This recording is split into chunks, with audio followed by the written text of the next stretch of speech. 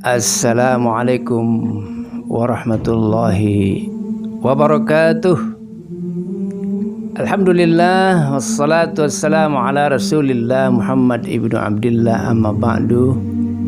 Syukur bagi Allah, salawat dan salam bagi Rasulullah Muhammad sallallahu alaihi wasallam. Apa kabar ibu-ibu? Ibu Nurdin, Ibu Lis, Ibu Mukhtar, dan ibu-ibu yang lain yang sedang menyimak pengajian hari Rabu Majelis Taklim Mardotillah Duren 3. Semoga kita semua senantiasa dalam sehat walafiat ya. Ibu-ibu selamat, jauh bala, jauh musibah ya, insyaallah. Hari ini hari Rabu kedua di bulan Juli 2020.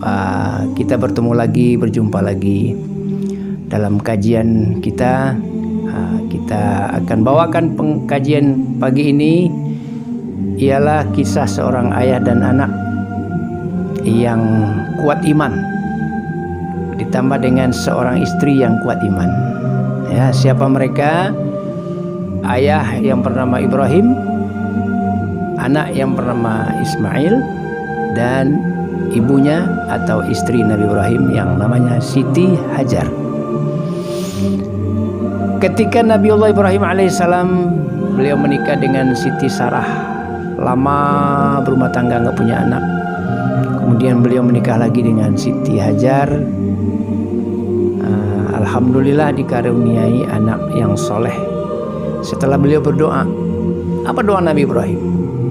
Rabbi habli minas solihin.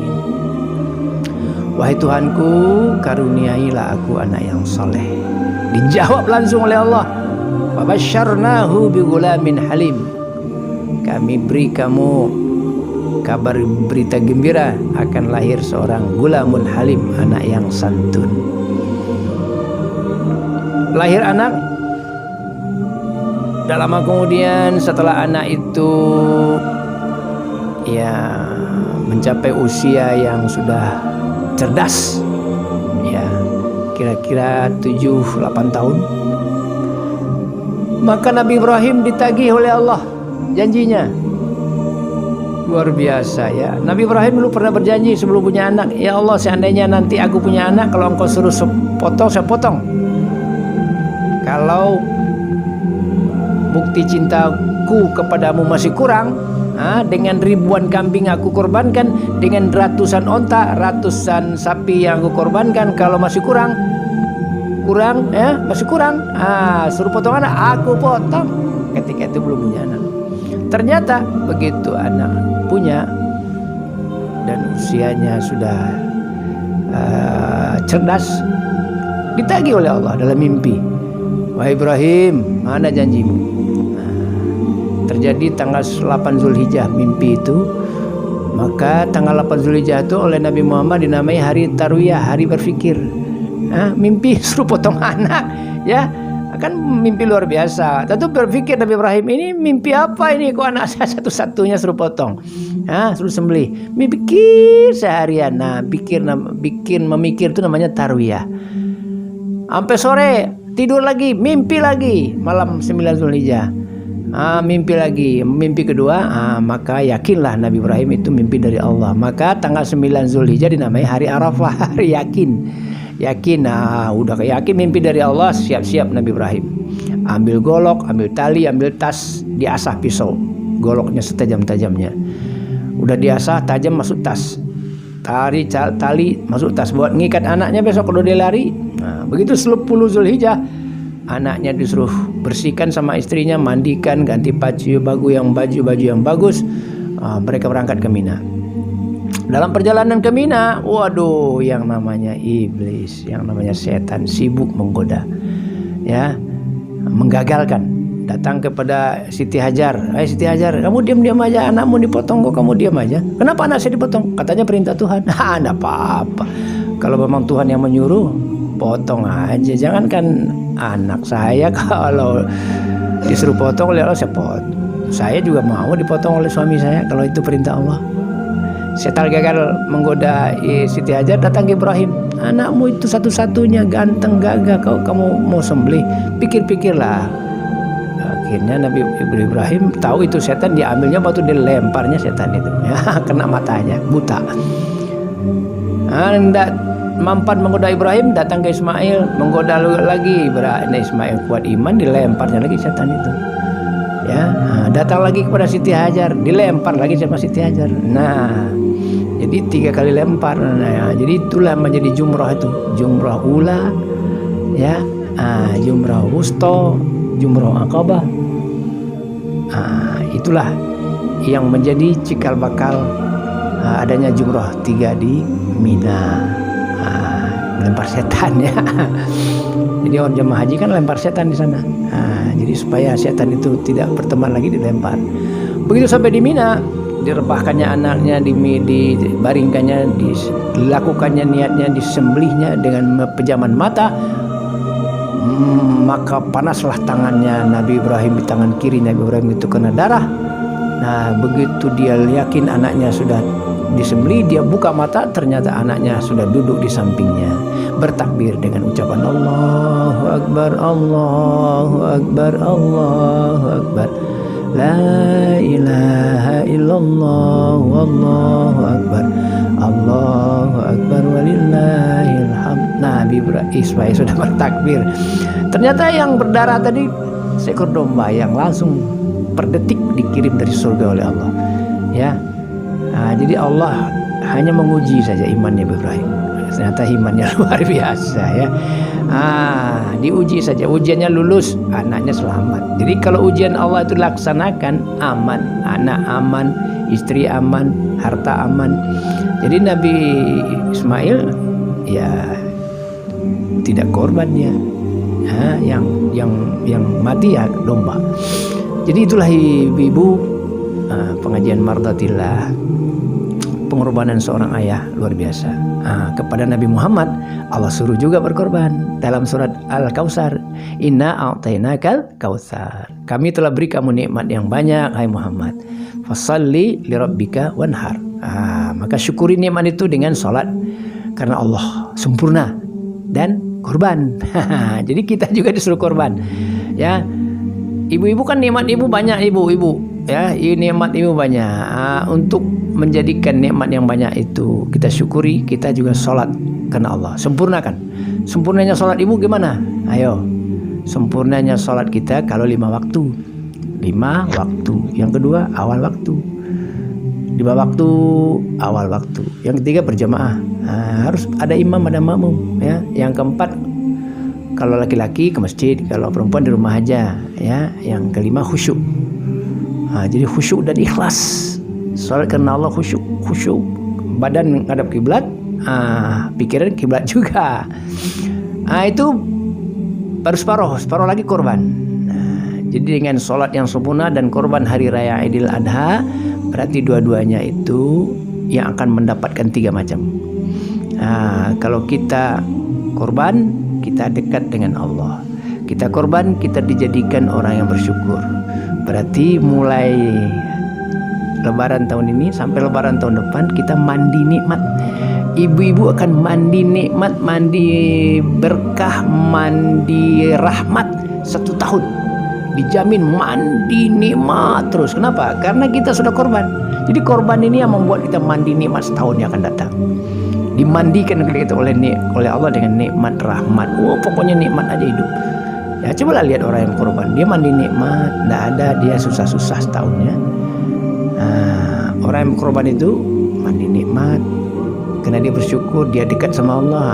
Yang ketiga, orang yang korban itu mulai masuk kubur itu tersedia kendaraan langsung, kendaraan di alam kubur. Orang di dalam kubur itu kan ahyaun ya inda rabbihim yurzaqun. Orang yang masuk kubur itu orang yang beriman, beramal soleh itu hidup di alam kuburnya, dikasih rezeki, makan, minum, tempat tinggal, ya. Kuburannya lapang, ya. Nah, kemudian kendaraan. Mau ketemu orang tua, mau ketemu temannya, satu alam itu kan, kita dalam kubur itu udah satu alam, bisa ketemu dengan siapapun, kita bisa pergi kemana-mana, mau jalan kaki apa mau kendaraan, Kalau mau jalan kaki ya nggak usah korban. Kalau mau kendaraan nggak korban. Nanti kambing kita, sapi kita tuh jadi helikopter, jadi mobil mewah. Ya, kita akan dibawa kendaraan kita kemana-mana pergi. Jadi orang yang berkorban dia akan menaiki kendaraan ketujuh. Ya, kendaraan 1 dan 6 itu sudah kita naiki dan semua orang bisa naik. Saat kendaraan pertama, tulang rusuk bapak kita. Ketika bapak kita belum menikah, kita dari mana? Ada di tulang rusuk bapak kita. Ketika udah menikah bapak kita, ibu kita sudah kawin, kita kendaraannya pindah ke rahim ibu. Rahim ibu itu adalah tempat kita, kendaraan yang kemana-mana kita pergi dibawa oleh ibu kita 9 bulan ya, ke pasar, ke dapur, ke sumur, kita ada di dalamnya. Lahir ke dunia, kendaraan kita pindah ke 3 pangkuan ibu.